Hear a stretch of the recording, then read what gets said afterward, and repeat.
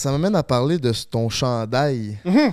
Parle-moi de ce chandail. C'est Giga 5 qui s'appelle pourquoi. Les Gamins Sauvages. Ils Ok. m'envoient des t-shirts parce qu'ils sont fins. Ils vont aller sur leur site, Les Gamins Sauvages, puis ils font des t-shirts vraiment, vraiment, vraiment cool. OK. Ils prennent des bonhommes, ils leur mettent des tatous dessus.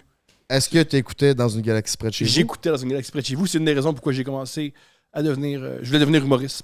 Pas humoriste, mais écrire des sitcoms. OK, parce que son gilet, c'est Charles Patnaud de Dans une galaxie près de chez vous, puis ça a été une émission culte pour moi, puis on a à peu près la même âge, fait que je voulais savoir d'où provenait ce chandail-là, puis quelle a été l'importance pour toi de cette émission-là, parce que pour beaucoup de notre génération, ça a été l'émission Fort. Ça, puis Radio Enfer, là, c'était... J'ai beaucoup plus été dans une une galaxie que Radio Ouais, Enfer. je comprends. Radio Enfer, je chantais que c'était pour les enfants, Plus jeune, ouais. tandis que je trouvais que malgré que c'était pour les enfants dans une galaxie, tu peux comprendre, n'importe qui pour comprendre, les jokes étaient géniales, c'était drôle, le rythme était bon. C'était vraiment, vraiment exact. cool. Puis c'est tu sais, souvent, on se compare aux États-Unis, puis ils font vraiment des gros budgets, on peut pas rien faire au Québec. Ça coûtait 11$ à faire, puis ça marche. Ben oui, c'est la preuve, ça. Là. Ah ouais. Ben c'est ça, j'ai 3 ans de plus jeune que toi, puis oui, c'est fait pour les enfants, parce que quand ça a apparu, j'étais plus jeune, il y avait Radio Enfer, puis ça, puis moi, je tripais sur Radio Enfer. Juste 3 ans de plus jeune, ouais, ça change paraissait. tout. Exact. Mais même dans une galaxie, ça a traversé les générations. Là, moi, j'ai juste 23 ans, puis ils ont sorti les films quand j'étais jeune. J'ai puis- pas aimé les films. Ben, moi non plus, j'ai pas trippé parce que après, moi, quand j'étais jeune, c'est les films qui m'ont fait comprendre l'univers d'une galaxie. Puis après ça, j'ai écouté les émissions, puis je préférais les épisodes. Mais c'est toute une génération au complet là, qui a été marquée par ça. Là. C'est des personnages qui sont fous. J'ai jamais écouté ça de ma vie, moi, une galaxie. J'étais trop jeune, de quoi, 22, 21? J'ai 22. Trop jeune.